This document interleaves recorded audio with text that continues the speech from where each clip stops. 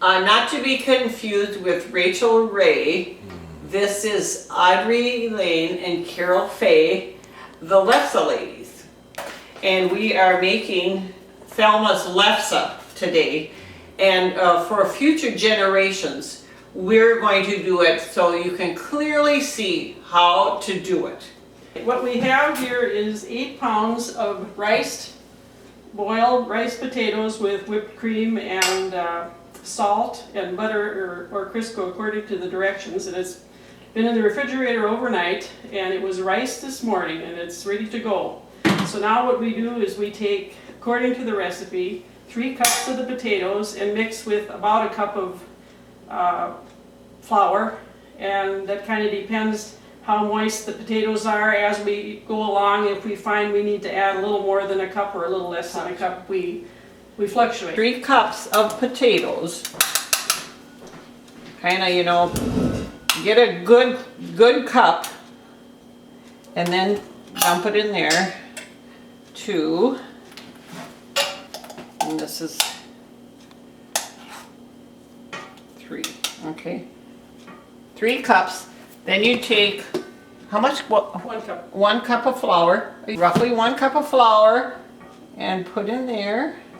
Okay. I mix first with this and try and get the flour kind of cut into the potatoes, because you don't want to overwork the potatoes. While Audrey's mixing the flour into the potatoes, I need to put flour on the pastry board so that the lefse doesn't stick when we roll it out. And you need to put quite a bit of flour and work it into the cloth. So, and then as you roll, you keep adding flour as you think, you know, as you start to stick, then you stop and add more flour. So that kind of goes on through the whole time.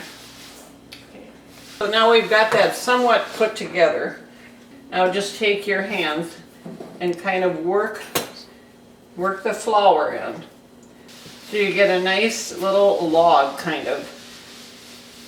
And just keep working it like this. Now we have this little log of potatoes right here. It's all rolled, it's been worked, and it's nice and ready to be rolled. So now we're going to divide this into 8 little lefses.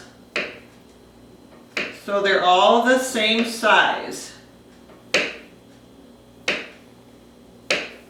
Okay, and then we take one, and there's flour in this bowl right here, and we just kind of lay it in there because we want to get flour on both sides, so that's very important.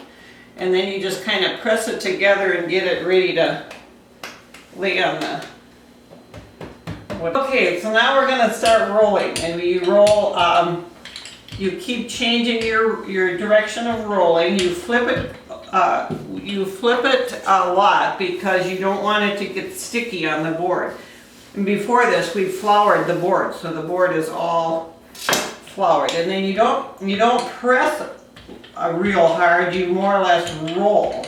If you press too hard, it gets real sticky and will stick to the board. So you want to make that just a circle.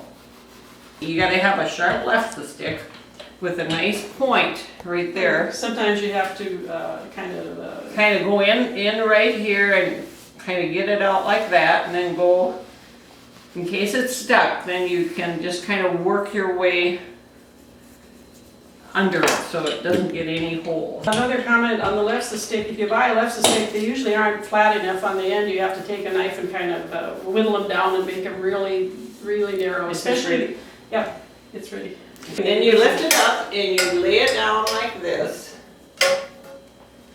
on a real hot grill. Now this has been heating for quite a while. It's on close to 500. Close to 500. And then you're going to wait till it gets little bubbles on it, which you can see them. Yeah, there's bubbles on the thing. You can kind of peek under it and see if you see any spots. Kind of just flip it over. Now this doesn't have too many spots, but this is our first one, so we got to get the grill really going. And it depends the time of day you make it, because sometimes there's more power than others. But the key rule in baking it on the grill is never flip it more than once. Keep it on one side and then flip it, and then when it's done, take it off. Because if you keep flipping it over and making it darker, then it just gets too dry and Yep, that's one complete left You to kind of making. watch for the bubbles to build up from the other side. And this one looks like it's okay. Keep doing it because she's. Then what you do when you take one off is you have a cloth and you wipe the grill off because the flour will bake on there if you don't do that. Okay, then, okay, now you have some, the old-fashioned dishcloths are best, and you put a couple of those folded over, and then you cover them with another one, because then they steam. The important thing is to keep stacking them and steaming them, and then they keep soft. And when you have a stack of about maybe 8, then you want to flip the stack. Yeah. But We'll that show maybe you how that's to do later. that Okay. later on, so. Okay, so after about 10 Lefses, then you have to take and, do we flip the whole thing? Half of it, well. You flip about half of the Lefses, because that helps them to cool off.